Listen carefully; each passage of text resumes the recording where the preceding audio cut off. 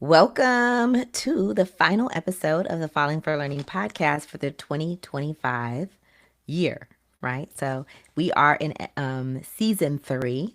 We're not done with season 3, but definitely we're at our last episode of our original episode of the 2025 year. So, very important for you to know that we're here. We're going to be doing some replays of some excellent episodes we've had so far on the Falling for Learning podcast.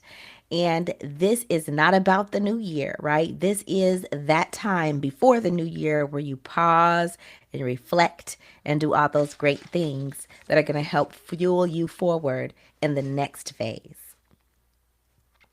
Of course, we are here to help you with navigating the ups and downs of parenting or as an educator. And some of you who are in that both phase, right? You're homeschool parents, you are parents and you're educators.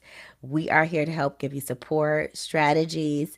You're reaching out to us. We love the questions that you give us, and we address them in our uh, weekly newsletter, our email. And we also have resources that we create that to actually help with some of those issues that you've brought up. What I do want to talk about right now is what's going on in my life, right? So I just am celebrating my birthday, and I actually uh, had a couple of things happening at the same time. So I was sick and still am. And maybe I'll go through a coughing spell during our time together. I really don't know. But that has been happening. Lots of coughing, lots of throat irritation, um, sneezing, lots of stuff going on, right? Um, and I was out for several days last week. About half of the days I was gone during the week. And I did return to school on the last day of school for 2025. I did have some things to finish. I pulled myself through, got through it. Um, but it was a lot. So I do not usually, and I was feeling what I would say underprivileged, right? Because I do not usually work on my birthday. Usually the 15th, the 16th of the month is the last day that I have to work, which means I'm blessed to have a 3 week vacation, around the time of my birthday, off on my birthday, really have the day for myself doing what I want to do. That did not happen this year, and I felt very underprivileged and upset. I already was under the weather, already feeling sick, and was like, this is a huge problem, right? I like to laugh about that. I mean, obviously, it's not a real problem. Sometimes I like to complain about not real problems, right? There definitely been times in my life where I had like major embarrassing issues, and this is not one of them. But I definitely felt a certain way about having to work on my birthday, though. But it is what it is. I did have a student who had the same birthday, and I just don't recall. Probably why is because I don't usually work on my birthday. I don't recall having another, like a student who had the birthday that I had. And so I thought that was a pleasant surprise. She's special. She has the same birthday as me, okay? Anyways, well, lots of family members and myself are ill right now. So take care of yourselves out there. I'm drinking a lot of tea. I have had some cough syrup, but I have tea, lemon, honey, throat lozenges, all the things. And that's why I'm drinking water right now, because I feel like I've had enough of all the other stuff. So just some water. Anyway, let's get to the real things. How can we, as parents and educators, leverage our life transitions, right? We're transitioning to a new year to help teach our kids. For me, right now, we always talk about modeling, right? You're not, we know that kids may not listen that much to what we say. They're definitely watching what we do. So I have just like finished. I feel like if I go further into my book, I'm going to cross over into the perfectionism phase. So I was definitely not like that before. I felt like, oh no, there's some major things that have to be worked out, that have to be ironed out. There's some plot issues, everything, right? And now I feel like if I go through it again, I might be crossing into my perfectionism phase. So I really just need to send it to my publisher to get everything finished, right? And that is such a huge milestone. I really want to rush, get it done. I wanted it done weeks ago because I wanted people to be mailing it on my birthday. So I really wanted my book to have my birthday. But I finished it today, and I said, you know what? My book can have its own birthday. It doesn't have to share a birthday with me, but it is what I consider my life's work. Really doing this podcast, doing the Rewrite Method and the Rewrite Method workbook helped propel me to do this. Because I'm a perfectionist, I probably would have never put this out if I hadn't challenged myself to do a podcast every week, good or bad, perfect or imperfect, get that podcast out to actually finish the book, the Rewrite Method and the Rewrite Method workbook, and put it out. Like, that was me getting prepared for this life's work, right? Of getting this novel out. And a novel is much more involved for me, than a nonfiction book, which is not wrapped up in emotion, right? That is just not, it doesn't have to, one thing doesn't have to rely on the other. There's these standalone chapters. You could just take one chapter out and use it and not even read any of the other and still be able to understand and get value from it. But this novel, of course, there are standalone chapters that could work, but as you're building it, you do need the one chapter to rely on another chapter and another chapter to rely. It builds, right? And so many things, if you don't have it correct in order, it just doesn't make sense. And it's also building a world. That's something in a nonfiction book. You don't have to build a world. You just have to define things. You just have to, explain things, give examples. But the novel is so much more. And I'm so happy for all those supporters, all the people who pre ordered, all the people who are going to buy my book. I am going on a book tour, and that is what I'll be focusing on in the new year, sending out all those books in the flesh. I will be having a audio book that goes out with as well. There's so many layers to it, as well as a journal that it's about healing, because this book is a testament of my transformation and my healing with my family, with my mother, with my father, and also generational healing, right? So there's so much that it entails. Okay. But again, modeling for kids these big things that you go through, right? For example, you could say, I finished a book this year that took me forever, right? Took me decades to finish. Obviously, giving up sometimes or like stopping for long, long periods of time. And I almost gave up, but I didn't.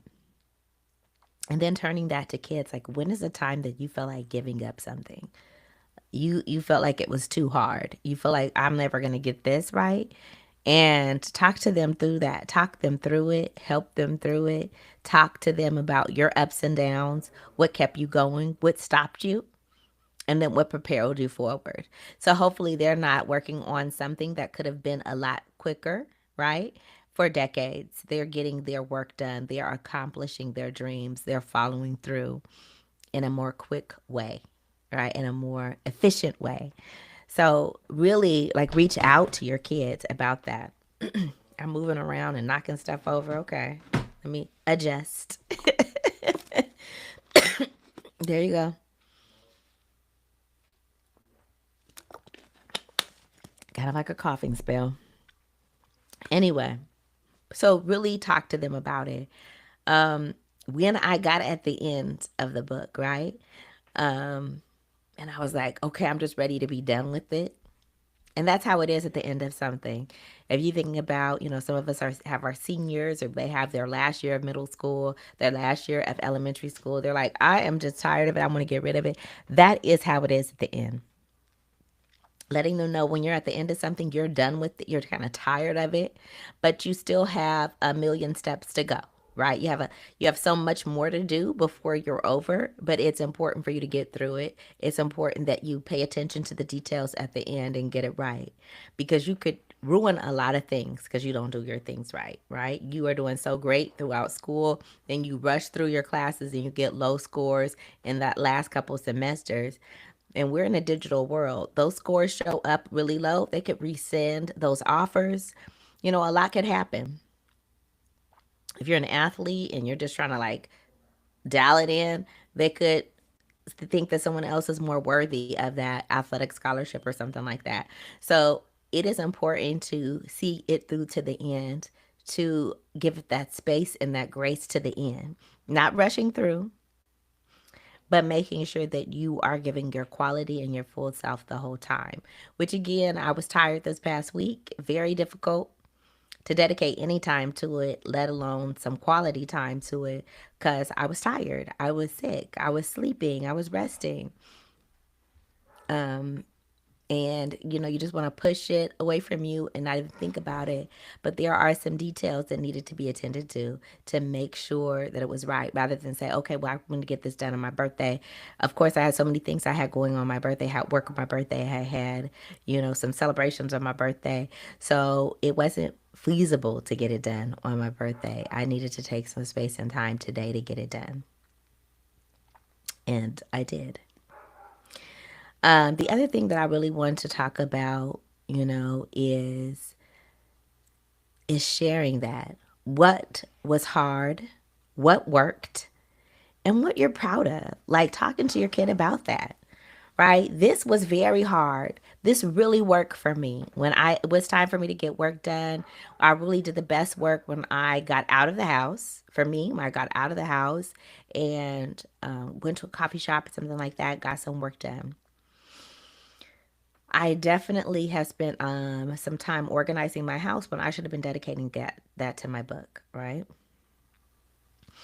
Again, shifting our experience, our what we're talking to kids about, our personal experiences, and then giving them a time, giving them some space to talk about themselves. So, what worked for you? What was hard for you? And what are you really proud of this school year in 2025? Whatever section that you want to talk about, right? It could be their sports journey in a particular season. Their season could be ending or ended, and ask them what was hard, what worked, and what you're proud of. You could also shift to talking to them about their actual schoolwork and their academic goals. They could have personal goals that they're working on, projects that they're working on that are not directly related to school. So asking them to reflect and talk about this is going to be helpful for them as they are accomplishing their goals, just like it's important for you, and it helps you accomplish your goals and fuels you forward, right? Um, and again, we want to talk about this. As a parent, you don't want to just dump everything on your kids, but you do want to talk to them strategically. Be selective about what you share. You don't have to give all of the safety concerns, all of the illness details, but you could say, I need to take a break for my health, right? Teaching them that they could have boundaries, because sometimes the message out there from coaches or whoever is like, give 185% of yourself. But is that feasible? Is that sustainable? When is it okay to take a break? When should you take a break? How should you listen to your body? So those are things that you need to do to teach our children to listen to themselves. And again, I had to take a break from my health, right? All those things, like knowing that you're human and it's okay to be human, not beating yourself up because you're not feeling well. And sometimes you bring on your illness because you were doing too much. And you have to be aware of that, and you have to reset, and you have to give yourself a new timeline. And I'm not saying stop, I'm saying give yourself a new timeline, adjust that timeline. Another thing that we can really do is honor work that isn't public, right? There's a lot of things that happen behind the scenes that a lot of people don't want to talk about, don't share. And those are things that you could talk to your child about, right? Those are things as when in your educator and student relationship, you could also share with them, right? So when I'm rewriting certain parts of the novel, when I also have to be taking care of other people instead of taking care of myself, when it's just some parts that are healing for me, right? And I have mentioned that, in parts of when I was writing this book, sometimes I was crying because, for my younger self or for what I avoided or what I learned, or just sometimes it was just release, right? And so that's part of the process. And sometimes I found it to be embarrassing, but I've really learned to embrace that and say, no, I'm not embarrassed. Like, this is part of the process. This is me in the process. And I'm proud that I'm able to go through the process and that I have this process that I'm experiencing. Because if it's in the shelf, it's not making me cry, it's not bothering me, it's not irritating me. But I want to be in this journey of getting my voice out, getting my message out, and sharing this story. I know that there are people out there that need to hear this story and need to experience the healing that I've experienced because I have been vulnerable to telling this story and learning myself and healing through and working through the details for someone else to be able to experience the same healing. So, we talked about celebrating our last episode, celebrating ourselves, but it's really important for us to become, make it a habit of celebrating, right? It's important to do that. It's very important. Um, so, ways that you can enjoy, you could celebrate is journaling, right? Memorializing what you've been through. Like, I have finally finished this book, I have finally finished the season, and this is how I feel. At first, I felt this way, now I feel this way, and all of the things, right? Having dinner with your family, your friends, so you can reflect, having some memory jars. You may be someone who wants to have it more be something tangible that could stand up and be somewhere you could put on a shelf or something like that. Um, a year in review board. I know a lot of us have these vision boards, but you have a year in review board where you could really talk about and discuss the great things that happened in your life. Excuse me, the progress you made toward big projects. Maybe the project's not done yet, but you made huge efforts and progress towards the final product. So let's talk about what's next for the podcast in 2026, right? So we are going to have more guests and then more collaborations. When I'm with people like Lauren Mosley and I still have more to share from Tiffany Curry. These are such great, they bring such treasure and such value to the podcast. I just really appreciate their contribution to the podcast this year, and more is coming of them and people like them. I'm gonna, really reaffirm my support for parents and educators, like I said, by making sure that we have young people on the show to share their journeys and what they've learned over the years and how they have used those best practices to help propel them forward. Um, I am going to include a family reflection sheet that you can download. And I am going to talk about, I am going to be offering reading some excerpts from the novel as well for you over this next week. I'm going to give 2 excerpts that you guys will get to hear, and I'll have it available on my podcast, and I'll link it in the show notes when they're ready. Okay. I appreciate you so much for joining our podcast. Please make sure you email us at writertie@gmail.com to share any insights, questions, anything that you have. And we will have a link for the pre-order for the book, of course, for the rewrite method, as you are having some practices that are going to help you to love learning, lean into learning, right? And you're doing something today that's going to make sure that you are going to get the competitive advantage as you are supporting your children. Okay. Thank you so much again for joining us. Thank you so much for subscribing. Thank you for liking. Thank you for following us on social media. I really appreciate you. Have a wonderful week and the best rest of 2025 that you possibly can have.